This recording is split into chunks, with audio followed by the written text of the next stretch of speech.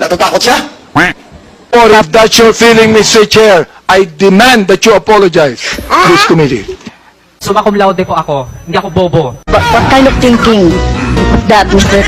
You are not an investigator. Why are you asking me to answer Mr. Chair, yes or no? tinatanong ko lang, nawa ba akong respeto ni Presidente Duterte? Wala. Kung tulog na lang at isasoli na natin sa inyo ang mahigit kumulang 2 bilyong piso na kinukurakot dito sa Caloocan.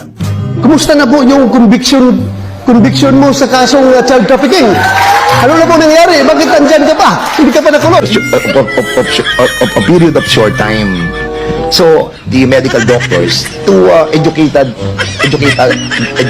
Please, I remind also our Yes, ma'am. research persons to please act in a respectful manner.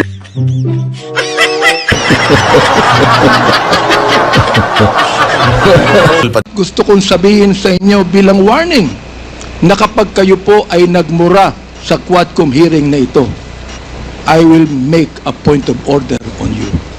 The chair declares 1 minute suspension.